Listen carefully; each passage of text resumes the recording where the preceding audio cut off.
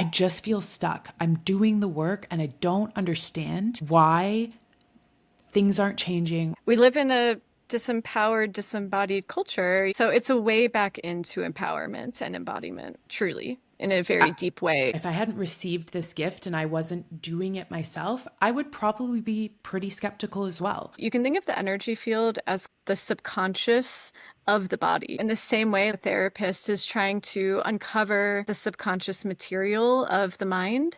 Through somatic channeling, we're trying to excavate and uncover the subconscious material held in the body. Any human being can access this. I just felt unbelievable peace and love. And as my hands and arms are moving, I'm really realizing I'm not doing this consciously.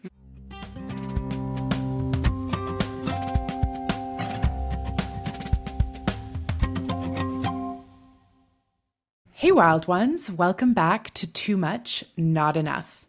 I'm Hannah, your host. Let's get messy and magical together. Today's conversation is going to be a beautiful journey into the sacred art of somatic channeling. What is somatic channeling, you ask? Well, we are going to get into that, don't worry. But it is the channeled energy work that I practice, as well as the amazing portal into the actual mind-blowing spiritual initiation that I've been through in the last few years, and we will also talk about that. And finally, it's been one of my greatest teachers in releasing control and softening into surrender and trust, both with myself and the universe. And that has brought many great things into my life. So this one is for those of you who are tired of forcing and are ready to trust what's already inside of you, even if it's weird or witchy or a little wild and shadowy. And what's even better is that I am joined by a guest today, Taylor Bratches, who is my spiritual mentor and somatic channeling teacher and has become a very dear friend. Taylor is a mystic, a poet, a DJ, a channel, a psychedelic guide, and an energy worker based in Boulder, Colorado. She received the energy work modality that she calls somatic channeling in 2016 and has since been honing it, developing it, offering it, as well as teaching it to those who feel called to deepen their personal and spiritual growth. And as one of her students, I can attest to all of those things. So welcome, Taylor. How are you doing today? Hi, Hannah. I'm so good. Thank you so much for having me. I'm really honored and grateful to be here. Oh my goodness, I am the honored one. I'm so glad you're here. I honestly think people are going to get so much out of this conversation. Yeah. Not just from the energy work side of things. If, people are interested in energy work and spirituality, this is the conversation for them. But also what's so beautiful about somatic channeling is that it's also like a coming home to yourself, a remembering the innate wisdom our body already has built inside. So even if spirituality maybe isn't your thing yet, there will be so much in this conversation for you too. So maybe, Taylor, we can start by explaining what somatic channeling is. Yeah, absolutely. Well, I mean, as you know, it's so much. It's so many things. Yeah. It's hard to encapsulate into a succinct definition, and I think that's partially because it's so connected to source consciousness. And it sort of lives in this kind of ephemeral realm, and yet it's also a deeply embodied practice. So, in a nutshell, I would say somatic channeling is an energy work modality, first and foremost. It's a form of channeling, so it's connecting with spirit, bringing that in through the body and transmitting that with the body. Hence, somatic channeling, channeling with the body. Yeah. And because of the channeled nature of it, it also becomes a path of spiritual awakening and initiation for a lot of people. And it's also a really deep somatic therapeutic embodiment practice. So more than anything, it's a path, a spiritual, sacred path that feels like a calling. And like you so beautifully said, it's a coming home to yourself for a lot of people. Mm-hmm. And it's also energy work, it's also channeling, and it's also somatic work. So, really, more than anything, I think of it as a way to feel the divine essence within the body in a very tangible, palpable way. Like, really, how do we embody our sacredness? How do we embody our divine spirit? And how do we use that as a sacred power? So, it's also a path to empowerment, I would say. Oh, beautiful. I Yeah. mean, you're right. It's so multifaceted, but Hmm. something I love so much about Taylor, and I've told her before, like the way she just like packages up concepts and says things, I'm like, yeah, that makes total sense. I got it. And, I've been working in the sort of somatic channeling space with the modality and going through sort of embodying and learning it for a few years now. And even though I feel like I know it so well, when you speak about it, I'm like, oh yeah, yeah, that makes sense. It like just lands in my body. So one of the questions that I get a lot, and I think you possibly have gotten a lot as well, is how is it different from traditional energy work, like possibly Reiki? And then also with this channeled element, maybe how is it different from mediumship and things like that, that are a little bit more mainstream or a little bit more well known? And perhaps those listening today, you've heard of Reiki, you've heard of mediumship. So how does somatic channeling differ from those things? Great question. So, I want to kind of share that before going into the specifics around Reiki or mediumship, it's similar to so many modalities. That's another aspect of the practice. I mean, there are particular elements of the actual technique of the energy work that resemble yoga, resemble tantra, classical tantra, that resemble qigong, that resemble Chinese medicine and acupuncture, that resemble Reiki, that resemble just so much. I mean, I've even looked into various indigenous traditions, and it resembles techniques that the Kalahari bush people of Africa use. I mean, it's just pretty incredible when you start researching what else is out there. There are aspects of the practice that resemble a lot, and yet it's also none of those things. It's Yeah. it's kind of its own thing. And I think that, the longer I've been doing it, I really wonder and kind of am convinced at this point that things like yoga, things like qigong, possibly found their origin and their roots in this pure energy flow that we're connecting to when we enter into the state of practice that we do somatic channeling in. Because I guess the main difference between somatic channeling and all of these other practices is that it's fully automatic and it's essentially involuntary movement.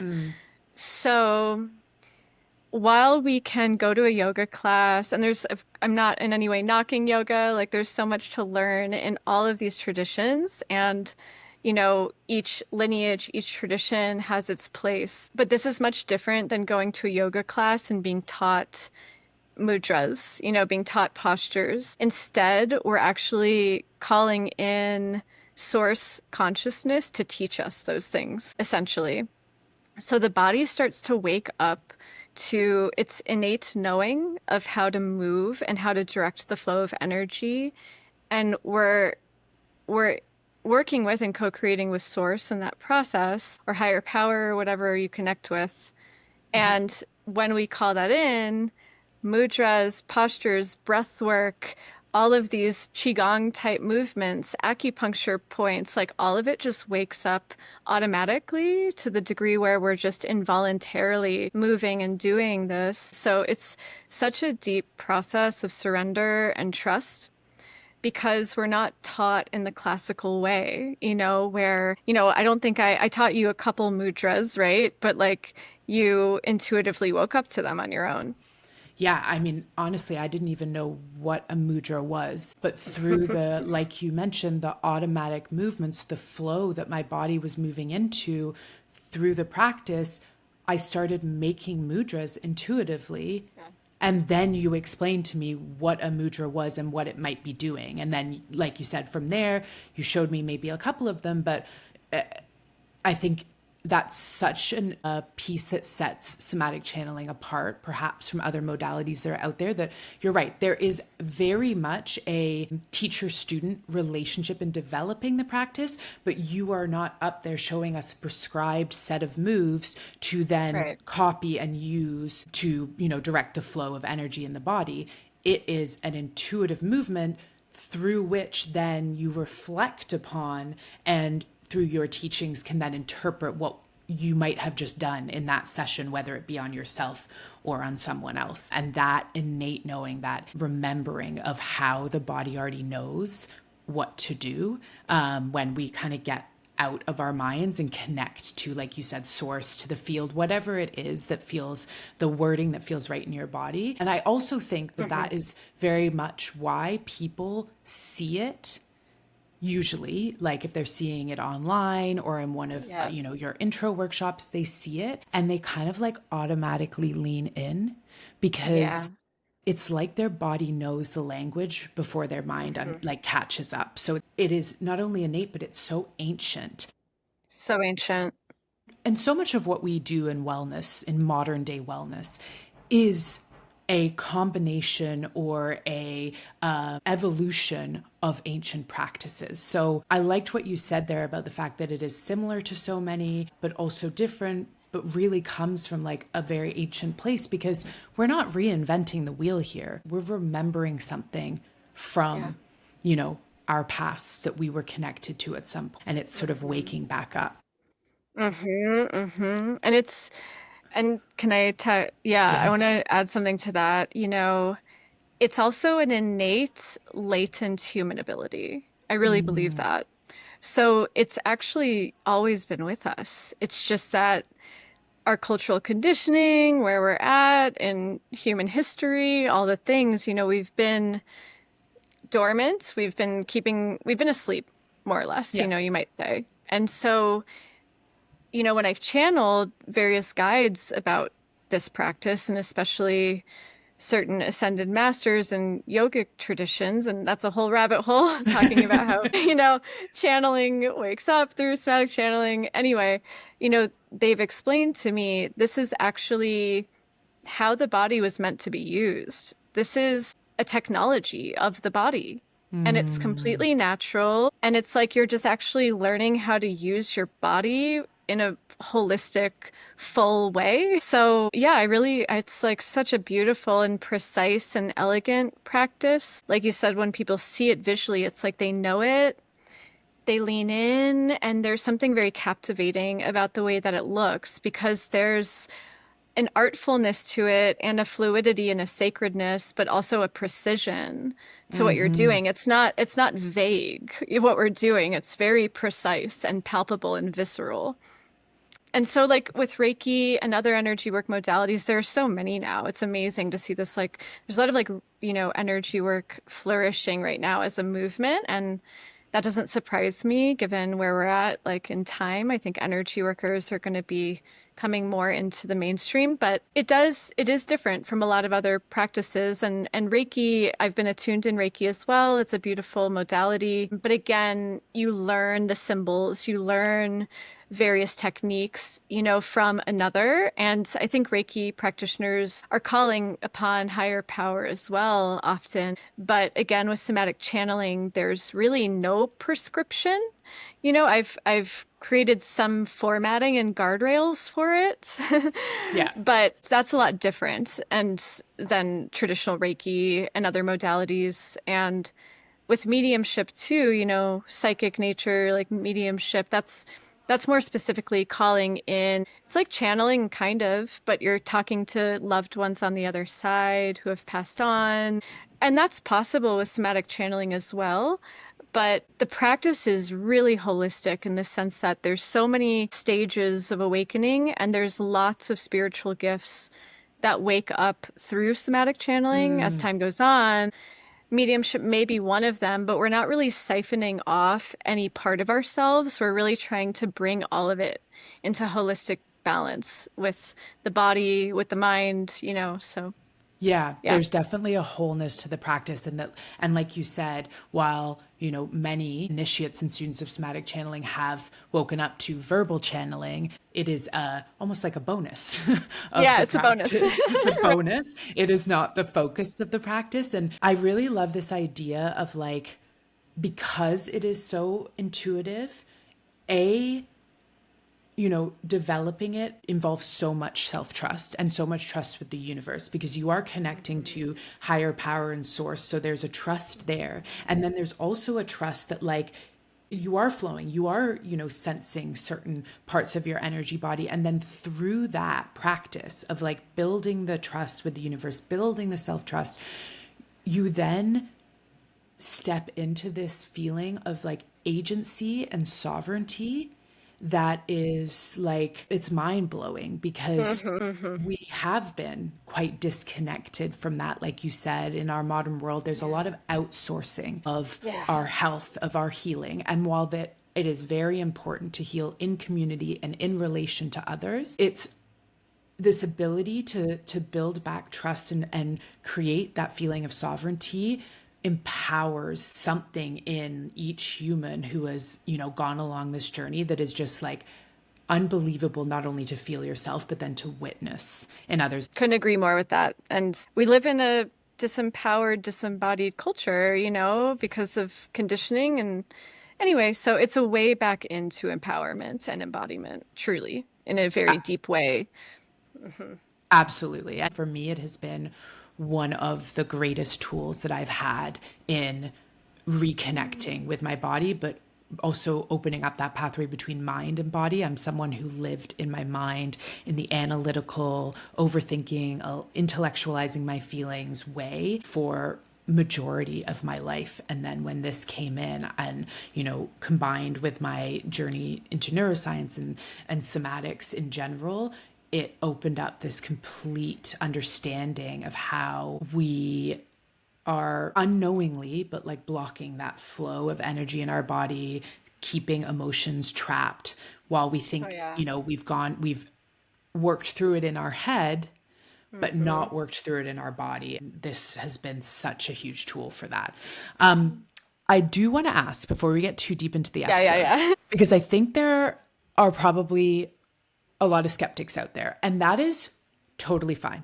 Skepticism is welcome Totally. here, because Yes. I will be very honest, if this hadn't happened to me, if I hadn't received this gift and I wasn't doing it myself, I would probably be pretty skeptical as well. I Yep. have a very science forward mind, and my previous understanding of science, which is very different now, would maybe question a lot of this. So what would you say to skeptics, and I think more importantly to those who doubt that they can personally access this type of thing? Because you've said Mm. this and I very much believe this.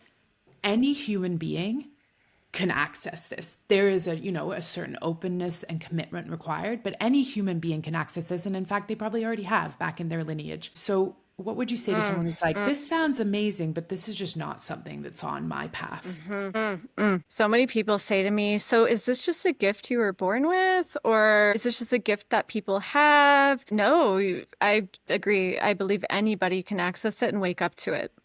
For some, it may be more challenging. It may be a longer process. And for skeptics, which might be maybe people who fall into that category where it may take longer, to me, a lot of that has to do with, again, conditioning. Like, what is your conditioning? What is your programming? Not just from society, but even, karmically. Like we come in with certain things we're exploring in this particular lifetime. So frankly, like it's okay if people are skeptical because it might not be for everybody in this lifetime. It Mm, might not be the path that certain people are meant to walk, and that's completely okay. So I always just bring it back to trust your intuition. However, one thing we teach, in the mystery school, and because, side note, I run a mystery school for this practice. How do you discern between your intuition and your conditioning, your intuition and fear? That's there's a lot of discernment that comes in there. So, yeah, I mean, I think if there's skeptics, there's so much I could say about quantum mechanics and how this works and maybe how it might connect to science. Like I've been studied, I've had electrodes hooked up to my brain and it shows the shift in consciousness and the brainwave states that Oh my change when I'm God. doing the practice, and it's a distinct shift. So I think there's a lot of research that can be done and evidence to support what's happening, but ultimately I've thank God moved past the period of my life where I try to proselytize or convince. It's it's really not something you can believe or understand until you've had the experience yourself. If you're open to trying it, maybe see how it feels in your body. If it doesn't resonate, it doesn't resonate, and that's okay. And for anybody with a curiosity, like even if you are not spiritual, even if you don't believe you can open to your gifts, I fully believe that you can. And it may take time, but it's absolutely possible. And this is why we call it the practice. It takes practice. For anyone who does not consider themselves spiritual, I am absolute proof that it can open up in someone who isn't already on a spiritual path. Somatic channeling came to me at a time in my life when I very desperately needed it, but I had I was open to the concept of spirituality, but I had no spiritual practice in place, no knowledge around spirituality. I didn't even really understand what it was. Like my whole life heard people talk about spirituality, but I had to Google it and be like, what is even spirituality? What are And people, what are all these people talking about? what are they all talking about? I've been pretending for a very long time, and now I probably need to actually understand what it is. But like I mentioned, was very science minded, very, rational, logical, and not that that goes out the window when you are Of on a path of course. spirituality. I'm still very into science, but something that I think it's Dr. Joe Dispenza says is that science is the language to explain mysticism, essentially. Mm, And that like mm, all these things that we totally. think are these like wild out there experiences so mystical, they're not actually that mystical. It's just that our conditioning has brought us to believe that they are so outside of the realm of Mm, possibility when they're mm, actually, in fact, happening all the time, all around us. We just aren't necessarily using or connected to the experiences yet. right. I'll just mention Joe Dispenza's book is called Becoming Supernatural, and it's like it's just super natural. It's natural. It's just like Yeah. heightened naturalness is really how I perceive it. That's When you're walking a mystic path and it becomes a part of your reality, you see it as very natural phenomena. on the topic of Dr. Joe Dispenza. I'm taking one of his courses right now on, brain and heart coherence, everything he talks about what you're trying to access through the meditations and through brain and heart coherence. I already feel that we naturally tap into via somatic channeling. Like it almost feels 1,000%. a little bit like a cheat code to Yes. access what he is Yes. talking about needing, to access, and that it requires a lot of practice. And not that somatic channeling doesn't require a lot of practice, but because it is about remembering and this like innate thing your body already Yeah. knows, almost you can connect to that a little bit quicker and Yeah. understand it so that you then commit to it. So I think that there are definitely crossovers there for sure. So I think people are going to want to know, what is the origin story of somatic channeling for you? Like Hmm. Hmm. how did it come Hmm. to be? I love sharing this story. It's an interesting one. I'll try to give the abridged version, and like I'll preface this by saying this is my origin story with it because this Mhm. is something that people have probably been doing since the beginning of time. So, and I've created these words for it, somatic channeling. I've created a framework for the energy work modality for the path that belongs to me, and yet the actual practice, the energy coming through does not belong to me. So, I'll just share that first and foremost. Yeah. But basically, I am a psychedelic facilitator as well. I have had a very long path with psychedelics for my own healing and exploration. And I'm also a DJ, so I was very, very into rave culture in my 20s. And I grew up as a trained dancer and an artist as well, so I was very embedded in the arts and dance and movement and somatics naturally, I guess, because of how I was raised. And then I had been using and experimenting with psychedelics since I was 17. I was on a pretty deep spiritual path as well for many years. I was definitely a seeker. And a lot of this was born from trauma and things in my childhood. And I had years before this had a Kundalini awakening, like full blown. I had wild mystical experiences. I had an initiation in a desert where I almost died. Like it was very epic. I had a lot of like epic spiritual experiences up until this point already that I was Wow. trying to make sense of and trying to integrate into my life. So in 2016, I feel like maybe I was like 28 or 29. I was at a rave, basically in a electronic music party, and it was in Boulder Canyon, and it was outdoors, beautiful, beautiful gathering, one of my favorite things in the world. And I took psychedelics, so I took LSD the first time. And this happened, and I was dancing in a flow state for hours and hours, like fully embodied, just in my truth, no thought, full flow dancing for a while. It felt so good. And in retrospect, I was already kind of channeling when I would dance in those states Mm. because, like, I was just so attuned to rhythm and to movement and to the sound. Anyway, so I'm in that flow. I decide to take a break from the party environment and I go into the woods and I go up onto this rock outcropping that Hannah, you've now been to this Yeah. spot. Very special spot. Yeah, beautiful, beautiful spot, rock outcropping overlooking Boulder Canyon, so like mountains everywhere.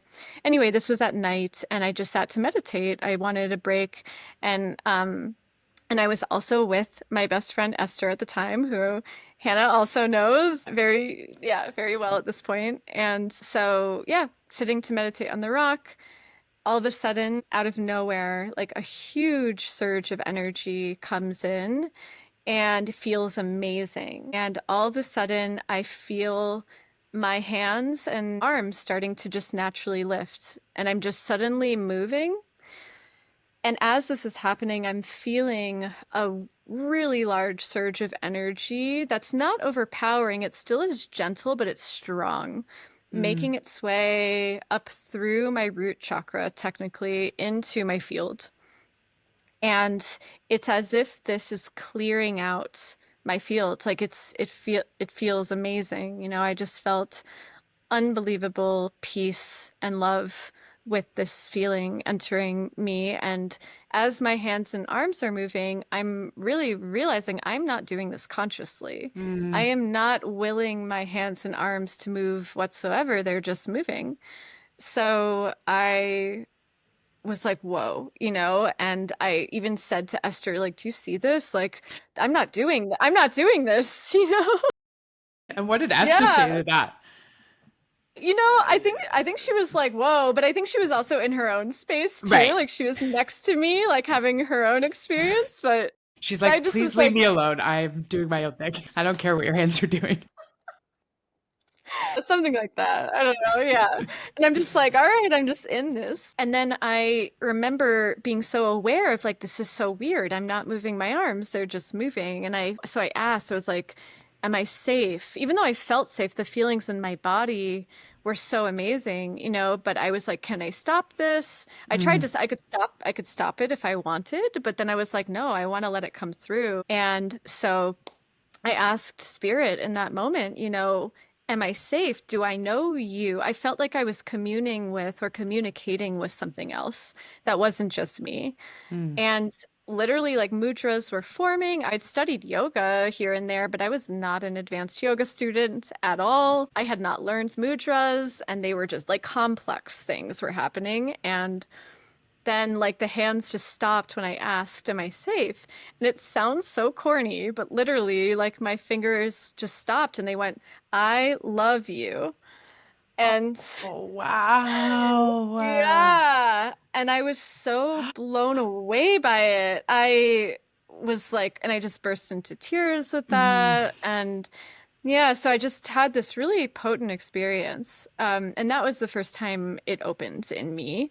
So after that, I thought, okay, well, things happen on psychedelics. Like, we'll see what happens. That was wild and amazing. So because I was, in the rave scene and a pretty big psychonaut, I would use psychedelics every couple months, even just microdoses here and there. And every single time I used a psychedelic after that, it would want to happen, no matter what, even just a tiny little bit. And so I was like, oh my gosh. So it was starting to become more of my experience. I was just like, something's happening and I want to understand this more. And it would feel so good every time it would come through. And I just was blown away by the things I was experiencing on it because I was starting to uncover trauma. I was having big emotional releases. So finally, I decided I want to experience this sober. I want to see if I can yeah. call this in without any medicine, just to see if it's possible. So I decided to cultivate a pretty strong meditation practice, which I had already, yeah, I was in a Buddhist Sangha at one point. So I had done meditation, but I had never done it with this level of intention before. I was in grad school in California at this point, and for a while, like a whole year or so, I tried and failed to do this. Wow. And yeah, and I had a routine. I would go on a little hike. I would go to my little meditation spot and I would meditate and I would wait. And I didn't want to force anything, I didn't want to fake it. And then finally, like a year or so later, I was in Encinitas, California on a beach and I went for a run and I would try to like move and dance or something and then sit, because that's how it Yeah. initially happens. So I went for this run on the beach at sunset. I'll just never forget it. It was beautiful. And I found a rock, again, a rock. And I Ooh, sat on, yeah, I don't know, something about rocks, maybe like the really grounding nature of the rock. yes. Yes, that makes total sense. Yep. Sat on a rock and suddenly it started to happen. And as you know, now I teach the opening sequence, but that just was channeled. It just started happening. And then from there, the movements awoke, and I was suddenly accessing it. And the wild thing about that, too, is years after that, I realized where I was at that time, and I was on Swami's beach in Encinitas, California, not far, pretty much Yogananda, who's a Kriya yoga master. He has a self-realization center there, and I was like pretty much in front of his self-realization center. I didn't even know who he was at the time. I really didn't know where I was. So it was interesting that the first time it opened sober was also in front of Yogananda's self-realization center. Yeah. There are no coincidences, but it is wild to think that like you weren't even aware of it at the time, but looking back. Yeah, and then basically like the long and short after that is I then deepened it more and more and more. During COVID, during lockdown, I was in New York City and I just was like in my apartment practicing so much. And that's when I started to really deepen it and put all the pieces together, understanding it as a modality, like really starting to track, oh, when I do this, this is happening, uncovering my wounding, uncovering all the emotions stored in the field, colors, like all the things were happening. It never even occurred to me that I could do this on somebody else for someone else. I was always just working in my own field. And then I was like, I wonder if I can feel somebody else's field. So I started with my partner and then my sister, and they both had wild experiences. At Chelsea, my sister especially, it was like utterly mind blowing, like what happened. And I just was like, oh my God, there's something really here. And then people started just organically reaching out, asking me for energy work. So then it was friends and then friends of friends. And then I started doing it part time and like actually got hired at a place and then decided to make it my full time work a couple years ago.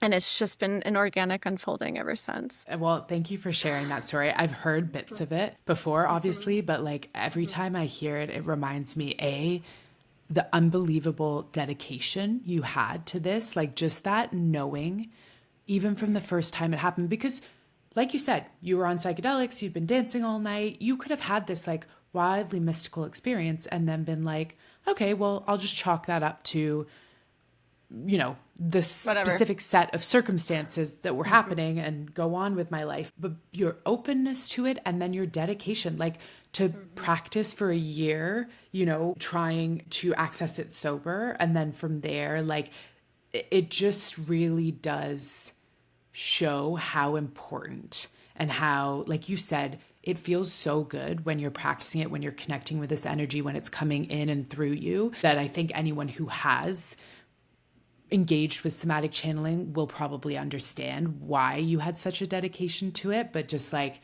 thank you for seeing it through and then taking all of your incredible knowledge. And like those of you listening, you probably have gotten an understanding of how deep Taylor's knowledge goes, at least a little bit, because right now she's only scratching the surface. But like her spiritual understanding, her understanding of psychedelics, of the body, of like so many things have gone into putting form around somatic channeling, and her ability to teach is just unbelievable. And that is really how we connected. Yeah. I was technically Taylor's first student. Now, I know you had been sort of teaching a little bit to friends here and there, Yeah. but I was Taylor's first official student. Like formal student. Yeah, formal student, exactly. So for me, somatic channeling came through, I was going through what a lot of people, especially in the spiritual world, refer to as the dark night of the soul. From more of, I guess, a scientific lens, I was going through like a full nervous system collapse. My nervous system was fried and I was going through a really difficult time. And a family friend had recommended a healer here in Toronto, where I live. And it was during one of the endless COVID lockdowns. And so she wasn't seeing people in person, but, you know, offered a virtual session. I'd never received any sort of energy work, never done a Reiki session. But at that point, I was like, I will do literally anything. And I believe in anything right now to help make me feel better. And so like a half hour before our session, she got me to take a picture of where I was, which was on the couch in my parents' house, and then lie down and listen to this meditation that she sent through. And then she did distance Reiki on me from where she was. And during that half an hour before we then got on to like Zoom, my hands started moving automatically, exactly how you described earlier, Taylor, this like, I was not willing them to move. You know, I was very conscious of it. I was connected to it, but they were floating and flowing and moving. And it just felt really safe and peaceful and beautiful. And I knew how safe it felt at the time because I was in such a state of like panic and honestly terror most of the time at that point that something like this logically would have sent me over the edge. Like, what is this? What is happening to me? But because the energy was so pure and so high vibrational, I just knew it was safe innately. Like there was no questioning what was happening. And so I just chalked it up to this healer is amazing. And this is what happens when she does Reiki sessions. She's so powerful.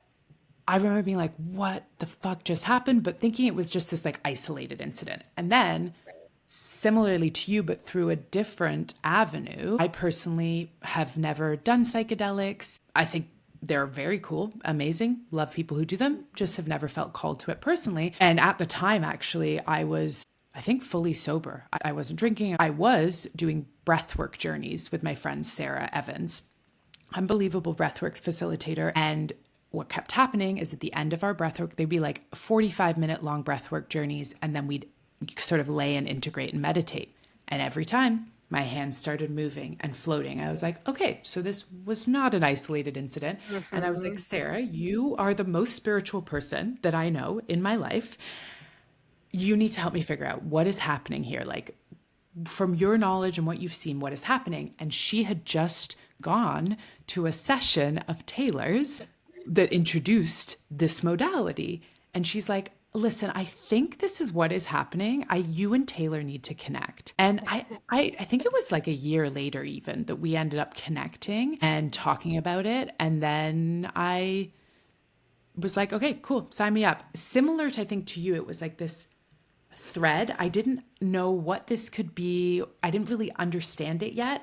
I just knew I had to follow the tug, the pull. We worked together virtually for like a year and a half. And Taylor helped me hone and understand and move through the initiation and healing that comes with engaging with somatic channeling, and then brought me to the point of then being able to practice on others, which is amazing. Yeah. Totally. And it's was so important and impactful for me, that whole experience with you. And I learned so much in that process. I feel like our paths were absolutely meant to meet. We were meant to meet. Totally. We're here to teach each other things. And yeah, it was such a beautiful unfolding. I mean, it was so synchronistic to the way you found me, and that's how it happens. You feel it, you follow the thread, you follow the tug, and that's what the practice is about too, you know? And that's Yeah. really why I have this innate desire and dedication to it and to teaching it, because so much can happen in terms of what we discover about ourselves when we surrender to that flow and literally just follow the thread of curiosity and feeling in the body, you know? So true. And I also didn't even really consider that before, how synchronistic it was that we connected, because you were quite well known in Colorado and in, the Denver sort of Boulder area. And there's, such a community there, especially from like the spiritual standpoint. But if you were only doing like one or two online sessions, and that my friend Sarah happened to go to one of those, happened to be part of the like community that was putting that on at the time, that then I was like, what is happening to me? And that like it does feel, and we've talked about this before, we have so many other like similar things, like growing up dancing, like you mentioned, we both grew up Yep. dancing, we're both Scorpios, like we both have With like Pisces moons. with Pisces moons, And like so is there's, Esther. yeah, which is Yeah. wild. Like we were all born within like 3 or 4 days of each other, essentially, I Yeah. think, if I remember correctly. But there was just like too many things. Each time I'd be like XYZ, and you'd be like, same here. Our paths and our like histories kept crossing over, which now doesn't surprise me based on all of the synchronicities that I see everywhere in the universe. But it was a little mind blowing back then. So one of the biggest parts, I think, about somatic channeling, or at least the journey into learning somatic channeling or even receiving it from a practitioner, is this unlocking of maybe stuck patterns and trauma in the body. Because as you mentioned at the top of this episode, we go through life with so much conditioning, so many experiences that can then get sort of caught in our physical and energetic bodies. And somatic channeling has this unbelievable ability to get into that seemingly invisible field and help unlock and unstick our patterns, our cycles, our blocked emotions, our trauma. And Yes. so would you be open to kind of sharing what, some of the trauma that you've experienced and how you found you were able to sort of transmute that through this practice, and maybe Mm, even mm. what you've seen in others, what it's unlocked in others? Yeah, absolutely. Absolutely. Well, yeah, and just to speak to your point, just a little bit about how it actually works. When we start to understand health from a more holistic lens, we understand that body is not separate from energy fields Mm, or separate from psyche or separate from spirit. The body is really multidimensional. It's really a cohesive system of energy, of spirit, of matter, of mind, and finally of physical matter, the actual body. So you can think of the energy field as kind of the subconscious of the body. yep. So, in the same way, like a therapist is trying to uncover and bring to light the subconscious material of the mind, as energy workers and through somatic channeling, especially, we're trying to excavate and uncover the subconscious material held in the body that we've locked. I've Yeah. had goosebumps like all throughout this episode, but like the way you just package it up, beautiful. Anyways, keep going. Yeah. Yeah, totally. And it's real. And somatic channeling trains us to perceive that.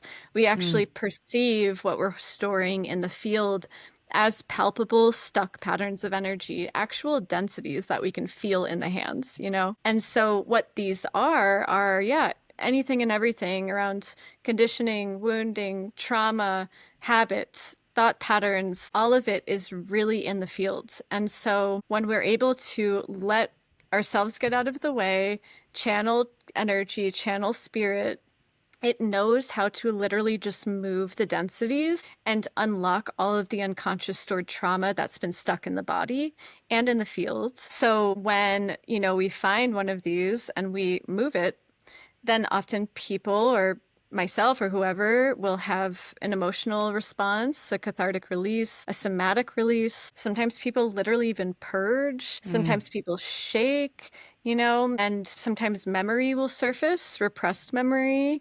All of it will just suddenly come to light. And not only is it somewhat worked with the mind, but it's mostly worked through with the body. So, yeah, it's just like this amazing practice of uncovering the ways in which the body keeps the score and unlocking all of those stuck patterns of emotion that we've been holding for who knows how long. I'll go into my own trauma a little Yeah. bit. Yeah, if you're willing to share, I'm sure people listening would be open to hearing it and understanding, and maybe would be able to like connect to some of what you've experienced, which can sometimes, when you're experiencing deep trauma, the path to healing and recovery and living the life that you want can sometimes feel a little hopeless. Yeah. A lot of the time that's our brain playing tricks on us, because I promise you it's not hopeless. But I believe so much in sharing stories and sharing real honest experiences so that people can understand that there is not only healing that can happen, but like unbelievable transformation that you maybe never even thought where you're standing now is possible for your life. So please, if you're willing Thousand to share. percent.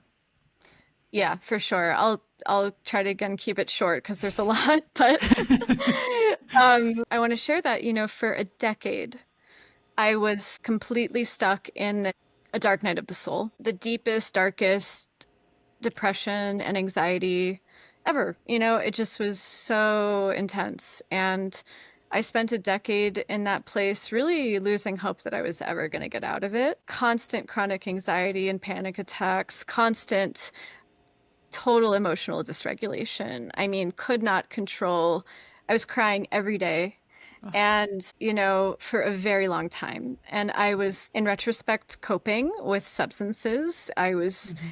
overusing psychedelics. I was raving because when I danced, I felt like I could finally feel embodied and also move through and shake off the trauma. I was doing a lot to just cope for many years, but it was a lot of extremes. It was up, down, and a lot Yeah. of masking. I have CPTSD, ADHD, a lot of like showing up as a semi functional person in the world, but barely, Yeah. even though I was still trying to follow my passions and all the things. And this came from a very dysfunctional, complex family situation that had a lot of love in it, so much love in my family, and yet so much abuse and a lot of just dis-ease in my Yeah. family. And without going into too much detail, my father was an addict and an alcoholic and sadly passed away from addiction. When you have a parent who is in that state of being, it's very challenging as a child. Yeah. And there's a lot of sexual abuse and trauma in my family too. My dad had been horrifically sexually abused as a child, which he then remembered all of that later in life, which Yeah. caused him to relapse after many years of sobriety. And he ultimately died of alcohol and meth addiction. It was just unbelievably painful. And as the oldest of four, I was the one who was showing up a lot of the time to just fix, to heal, to save. Yeah. And unsurprisingly, now I'm a healer, but it's like So much of my trauma, my deepest core wounds led me into this work that I'm Yeah. doing now. And yet, there's so much uncovering that happens through somatic channeling and my experience around really needing to check all of those shadows around Hmm. my savior complex about fixing, healing, saving. I cannot be working from a place of those shadows. I have really specific thoughts on the role of the healer, which really it's up to us to work with our own stuff first, which is why we always learn somatic channeling for ourselves first before doing it on another. And that was just, I just created that based on my own experience because through the process of really deepening it, it was just unbelievable what I was able to process and move through. I really credit somatic channeling and a little bit of intentional psychedelic use in therapeutic contexts of getting me out of that dark night of the soul. And if you would have told me today where I am, I mean, I am thriving more than I've ever thrived in my life. I literally have no depression and anxiety anymore. It's pretty unbelievable. Yet, I'm able to experience normal grief, normal states of being, normal healthy levels of like Yeah. maybe occasional, like a tinge of depression or anxiety. But I know how to manage it now. I know how to be with it now. I know how to work with it now without it like bringing me back into that total dark night. And I'm actually thriving because I'm following my path. I feel more in flow and aligned than ever. And I'm completely off all meds. I have been for years. No SSRIs, no Adderall, Somatic channeling really helped me like deeply process and uncover a lot of what I had been holding and really like be with it, really be with the pain of everything I had experienced. And I was being with that pain in my dark night through all of Hmm. the constant emotional release and surrender. But this actually gave me agency, like you said. Like it really helped me regulate in a way where I'm like, I actually can bring myself out of this because I'm bringing new levels of conscious awareness to this whole process until suddenly it was like, oh my gosh, I'm now sort of beyond that place to some degree of like constantly clearing and doing all the trauma work. And now I'm like experiencing levity and balance and peace in my life, so an unbelievable journey. Yeah. First of all, thank you so much for sharing. Like I said, I think there may be people listening who find so much hope in your story, which is so important. I, on a very different scale, had similar experience in terms of just like so many big feelings moving through my body all the time, but not knowing how to process them, how to sit with them and be with them because they were so overwhelming and so scary. And similarly, experienced pretty much all of my 20s some pretty serious anxiety. I mean, it built up over time and got really to an unmanageable level. Same thing, a lot of depression and to a point where like it was just daily. I was like, "Oh, this is just who I am. I am just a human Right. being who will experience anxiety every single day." And same thing. I went through, therapy, talk therapy, medication, all of these things. And while those things are important, like they are important and they have their use in, I think, certain times and certain places. Once I started connecting to somatic work in general, and then, of course, as part of that, somatic channeling, it started moving things and creating a change in a way that no other modality ever had. That, perhaps the talk therapy and things like that had laid some groundwork to help me get to a certain point, but I had hit a plateau where I wasn't able to move further, but was still stuck in this cycle of daily anxiety and depression. And I talk about this before my breakdown. I was doing all the things that people told me, Right. that I looked out there and was like, well, I should be doing. I was exercising, I was working on my nutrition, I had cut out alcohol, I was in talk therapy every 2 weeks. And I was still struggling massively. And then once I took a somatic approach Right. and connected with my spirituality and connected with this modality of somatic channeling, I realized how, like you said, how much agency we do have over our own healing. And Absolutely.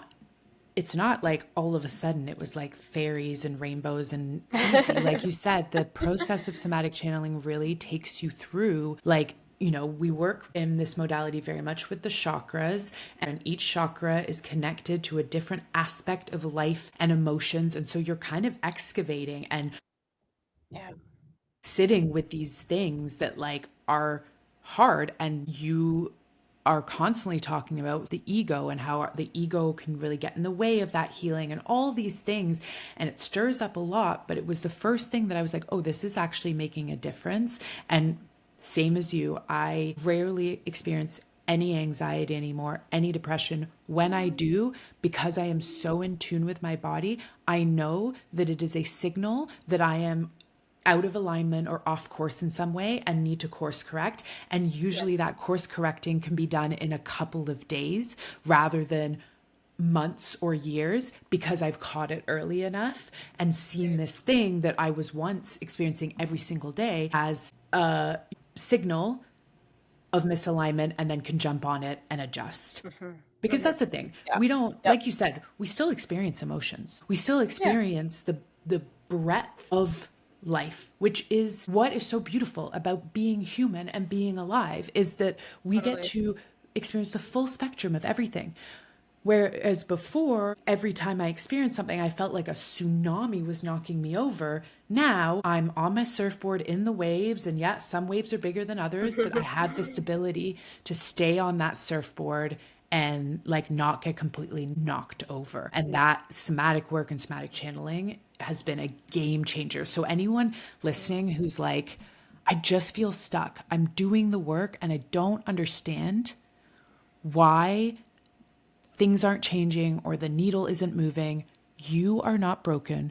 You are not unworthy of healing. You are not someone who just needs to accept the fact that this is your life and it will never get any better.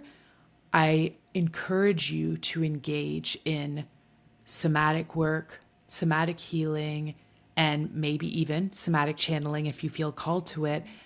And you might see, I won't even say might, because of all the stories that we have seen, you will see a change. I believe it with every cell in my body. And on that note, Taylor, Hmm. if people are interested in learning more about somatic channeling, getting introduced to it, or even becoming an initiate or student, can you share what that would look like? Yeah, yeah, definitely, definitely. You can basically just go to the somatic channeling website, somaticchanneling.com, and there you'll find a whole bunch of resources and information on what the practice is. And sign up for our mailing list. Just enter your email, sign up for our newsletter. And yeah, I'll just be making announcements about the Mystery School, which is all about essentially stepping onto this path of really deep healing as well as spiritual initiation. I'm hosting the next cohort. It starts in October and it's a 6 or 9 month experience, depending on what you prefer. It's phenomenal to be in community with people going through this experience together of diving into your healing, diving into energy work, diving into spiritual initiation, and understanding it as a real modality and practice that can help you, yeah, excavate and awaken so much in your life. What's amazing is there are a few different avenues and sort of entry points, I think, to somatic channeling. Like you mentioned, Taylor, there is first and foremost, if you're just like, what is this even? Like, what does it look like? Then I think going to this somatic channeling Instagram or Yeah. TikTok would be a great place to start, because there are so many videos up there. And as we mentioned at the very beginning, if you see the modality, there might be a connection that forms just from that because of Yeah. this remembering, of this innate knowing from the body. I'll put all of this information in the show notes so Yep. that you can just even see what this is. A, what it is like to do self practice, and B, what it is like for, a practitioner to provide a session on someone else. And then if you're like, I would just love to receive this modality, that would be amazing. Not necessarily interested in learning it myself, but I would love to receive it, because in its very, very simplest form, and I am very much simplifying here, it is like akin to an energetic massage. So, Yes.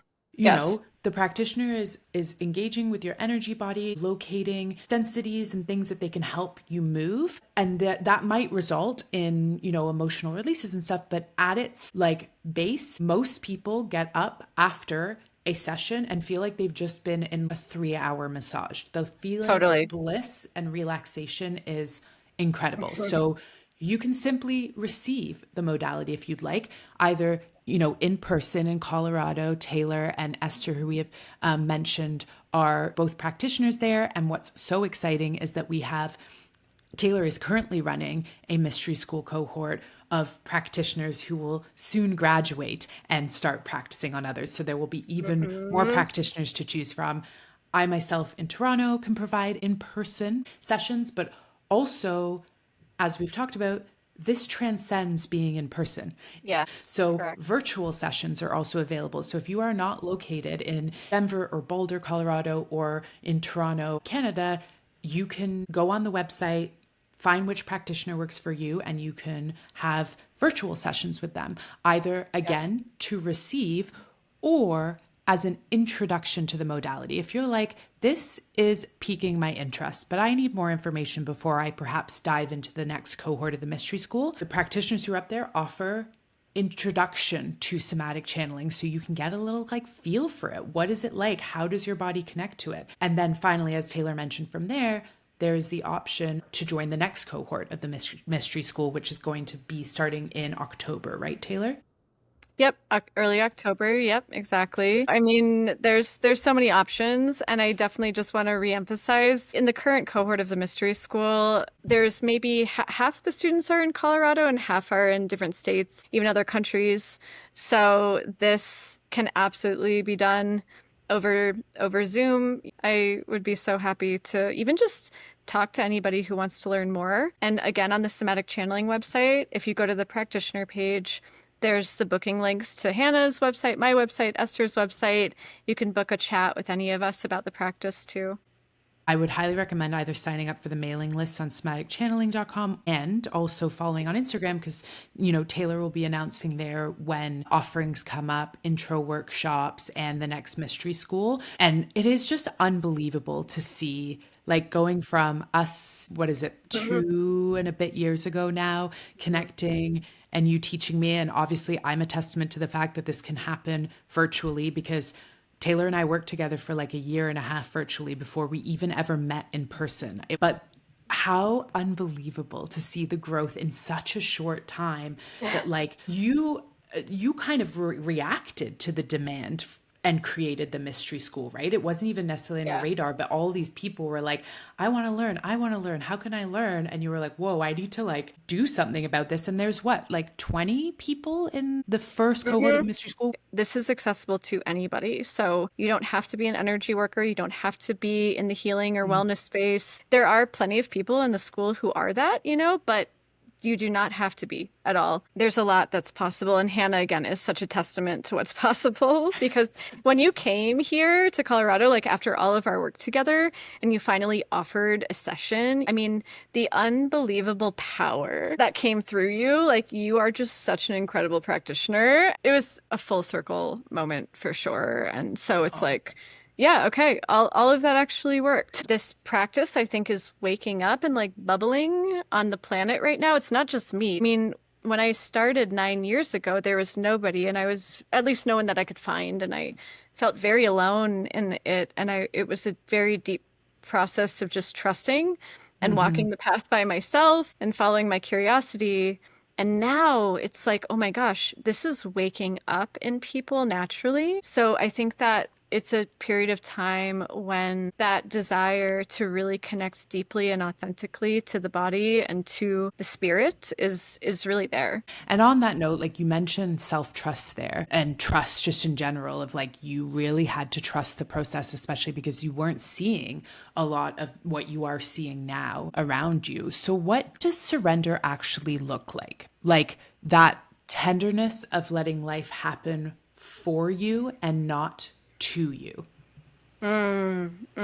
Such a good question. That is one of the biggest teachings of the practice is how to allow and how to surrender and how to trust. And they all go together. And it requires deep trust to allow the body to surrender and to allow the mind to surrender. Because what that looks like is really a process of inhabiting the feminine state of being. And when I say feminine, I'm not really talking about gender. I'm talking about sort of the spiritual principle of the feminine and the masculine, which is about receptivity rather than active doing. And I think we all are conditioned in the paradigm that we are in, to live from the mind. And when we actually learn to drop out of the mind, because it's not that we're trying to quell or erase our thoughts, it's simply that when we go deeper into the body, the mind naturally takes a backseat.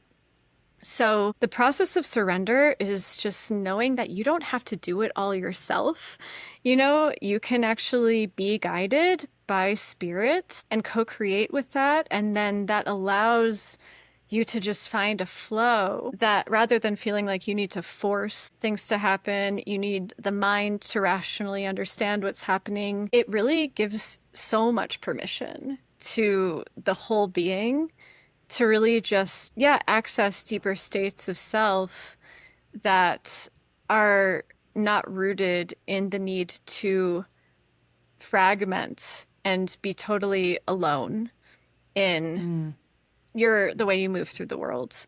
It's like, okay, no, I can be led by my body, by my trust in spirit to divinely guide my flow of being. And that is like such a weight lifted off. And like it does feel, I will say from my own personal experience, extremely uncomfortable at the beginning, especially when Yeah. I came from a place of being very much in my masculine energy where I was controlling and doing and thinking like, as long as I just like have all the pieces and make sure that they're working exactly how I need them to, then everything will be fine.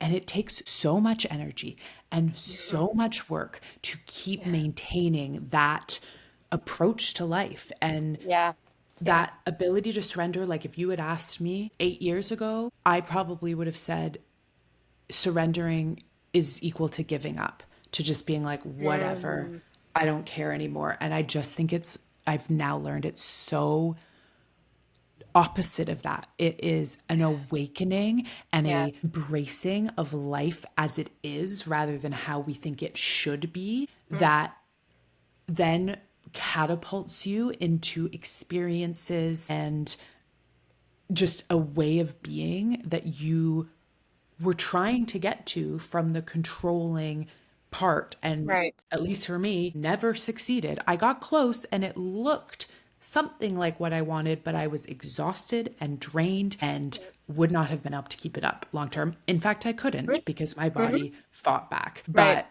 Right. it just is this ability to find deep self-trust and deep trust in the universe. And it's magical. Yeah. Yeah. It takes a lot It's of magical. belief, but it's magical. I mean, it's amazing because you actually realize life can be magical. Life can be magical, Life can be this incredible hero's journey. I'll just use one little metaphor that I just like to use because I think it's Yes. helpful for understanding the practice and what's happening as well as it applies to just what we're talking about. Like I always use this analogy of a hose, like a garden hose, and imagine that the hose without water in it, right? That's the body. And when we turn on the hose and the water runs through, which you can say is divine spirit, chi, prana, energy flow that we're opening up to, somatic channeling is like turning on the hose. And then when the water of spirit moves and flows into the empty vessel of the body, the hose automatically moves. If it's on the ground, it's going to go all over the place. Yeah. And so the hands, the arms, that's what's happening. We're not doing it. It's just that we've turned on the divine flow of spirit, which allows us to move And this can be used as a metaphor in our lives as well, when we just learn to get out of our own way and not have to force and do everything the masculine way, which there's nothing wrong with that. It just needs to be in balance with the feminine. Yeah. We don't need to overcreate and force all of these structures in our lives. Rather, we can just surrender to Mm-hmm. call in spirit to move us naturally to where we're supposed to be in our lives, like into the exact right place, positioning, and that's when we're coming into alignment. And that's when the magic of life really starts to happen, because we're living from an aligned, purposeful place at that point. And yeah, I could not have hoped for a better wrap up to this episode. That was pure perfection. And so we are going to end it here, folks. Thank perfect. you. Thank you, Thank Taylor, you. so much for being here and for just sharing your gift with the world and for being so unbelievably generous and also just measured in the way that you approach things. That is one of my very favorite things about you and the way that I've connected with you. You're just so aware because spirituality and the spiritual path can get a little bit, there are toxic versions of it and Yes. the ego can very much come in. And I love your approach to all of this. And yeah, thank you. Thank you. Thank you, Thank Hannah. you. Thank you so much. It's just, I love these conversations with you. I'm so grateful to be here. And I'm just so happy for you. Like, I'm truly just so happy to see where you're going and everything that's unfolding for you. So, thank Oh, you. thank you so much. Yeah. And thank you, Yeah. listeners, for coming on this journey with us today. If you like this episode, please follow and rate the podcast so we can keep having these conversations. And if you thought about someone while you were listening to this, then I would suggest maybe sending this episode to them and seeing what it unlocks for them. Otherwise, I will see you next week.